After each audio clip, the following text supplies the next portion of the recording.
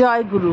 পরম প্রেমময় পরম দয়ালের চরণে শত সহস্র কোটি প্রণাম জানাই। আপনাদের প্রতি প্রত্যেককে জানাই জয় গুরু।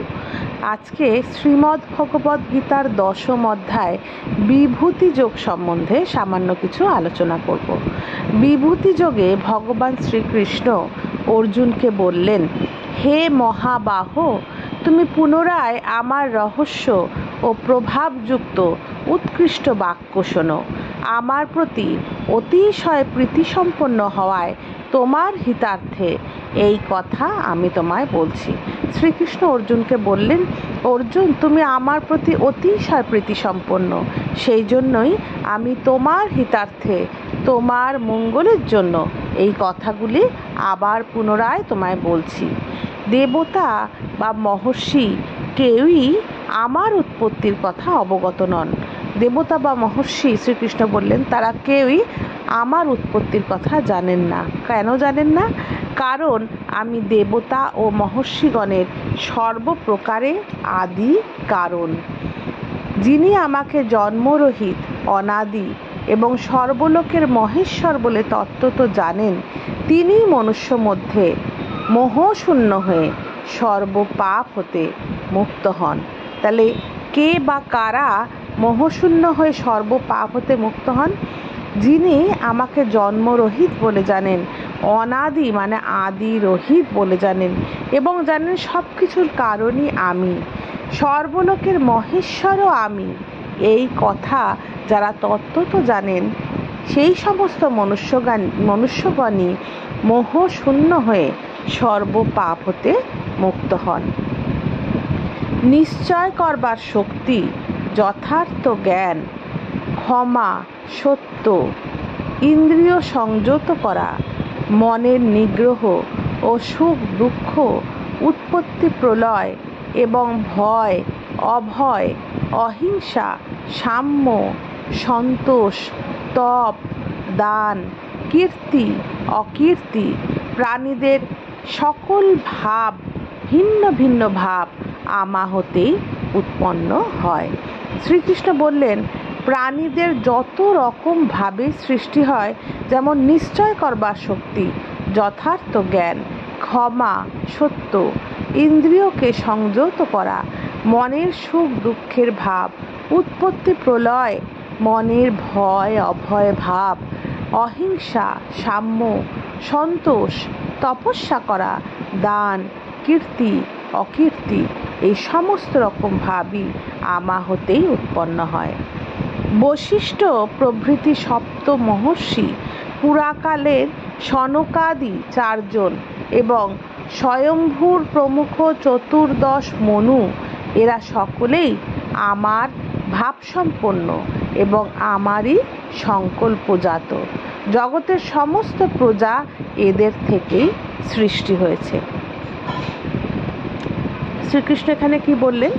যে বশিষ্ঠ প্রভৃতি সপ্ত মহর্ষি, পুরাকালে সনকাদি 4 জন এবং স্বয়ম্ভূর প্রমুখ 14 মনু, এরা সকলেই আমার ভাবসম্পন্ন, মানে শ্রীকৃষ্ণের ভাবসম্পন্ন এবং আমারই সংকল্পজাত। শ্রীকৃষ্ণের ইচ্ছা অনুসারেই এদের সৃষ্টি হয়েছে এবং এদের সৃষ্টি থেকেই জগতের সমস্ত প্রজার সৃষ্টি হয়েছে।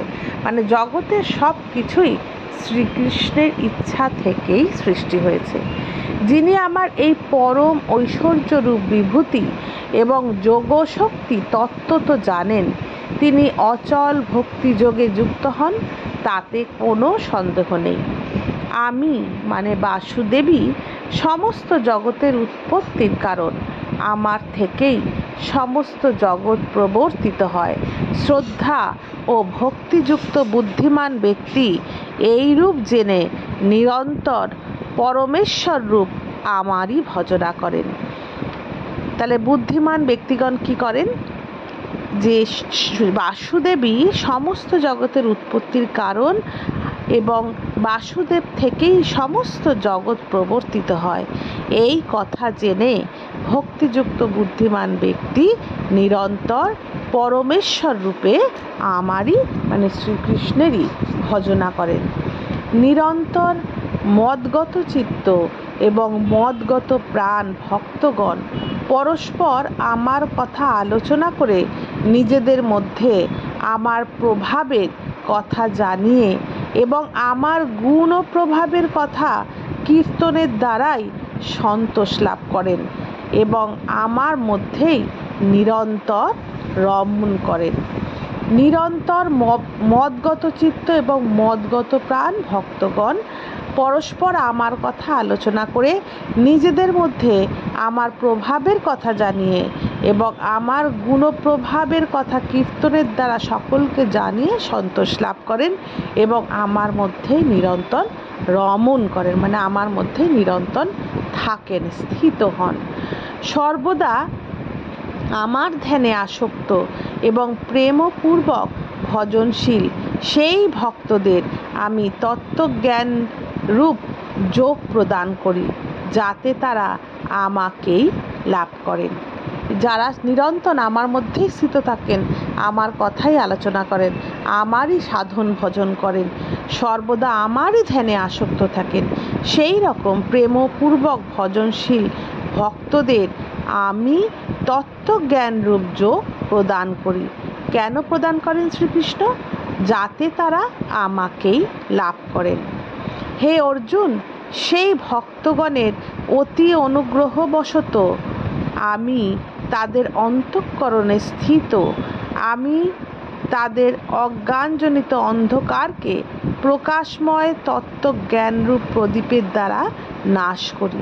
যে সমস্ত ভক্তগণ, শ্রীকৃষ্ণ আবার বললেন, যে সমস্ত ভক্তগণ সর্বক্ষণ মদগত চিত্ত হয়ে থাকে, মানে আমার চিত্তই যাদের চিত্তে স্থিত আছে এবং আমার প্রাণই যাদের প্রাণে স্থিত আছে, সেই সমস্ত ভক্তগণের অন্তরে যে অজ্ঞানতাজনিত যে অন্ধকার থাকে, সেই অন্ধকারকেও আমি প্রদীপের দ্বারা নাশ করি।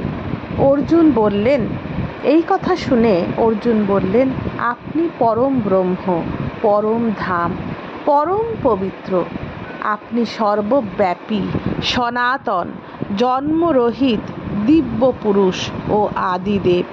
মহর্ষি নারদ এবং অসিত ও দেবল ঋষি এবং মহর্ষি ব্যাসও আপনাকে এই রূপেই বর্ণনা করেছেন এবং আপনি নিজেও আমাকে তাই বলেছেন।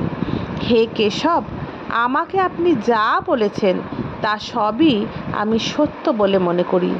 হে ভগবান, আপনার এই আবির্ভাব দেবতা বা দানব কারোরই অবগত নয়। দেবতা বা দানব কেউই জানেন না আপনার আবির্ভাবের কথা। হে ভূতগণের সৃষ্টিকারী, হে ভূতেশ, হে দেবাদিদেব, হে জগৎপতি, হে পুরুষোত্তম, আপনি নিজেই নিজেকে জানেন। আপনি যে যে বিভূতির দ্বারা ইহলোক সমূহে পরিব্যাপ্ত হয়ে আছেন, সেই সকল দিব্য বিভূতিগুলি সম্যকরূপে বর্ণনা করতে একমাত্র আপনারই সম্ভব। হে যোগেশ্বর, কিভাবে নিরন্তর চিন্তা করলে আমি আপনাকে জানতে পারব? হে ভগবান, আপনাকে আমি কিভাবে চিন্তা করব? হে জনার্দন, আপনার যোগশক্তি এবং বিভূতি বিস্তারিতভাবে আবার বলুন, কারণ আপনার অমৃতময় কথা শুনে আমার তৃপ্তি হচ্ছে না, আমি আরও শুনতে ইচ্ছা করি। ভগবান শ্রীকৃষ্ণ বললেন, হে কুরুশ্রেষ্ঠ, আমার যে দিব্য বিভূতি আছে তার মধ্যে প্রধানগুলির কথা আমি তোমাকে বলবো, কারণ আমার বিস্তৃত বিভূতির অন্ত নেই। হে অর্জুন, সর্বভূতের হৃদয়স্থিত সকলের আত্মা আমি এবং সর্বভূতের আদি, মধ্য ও অন্তও আমি। এরপরে শ্রীকৃষ্ণের বিভূতির কথা বিস্তারিতভাবে শ্রীকৃষ্ণ নিজ মুখে বর্ণনা করেছেন। পরবর্তী অংশটুকু আমি আবার পরের ভিডিওটিতে আপনাদের শোনাবো। আজকে এতটুকুই থাক। জয় গুরু, বন্দে পুরুষোত্তম।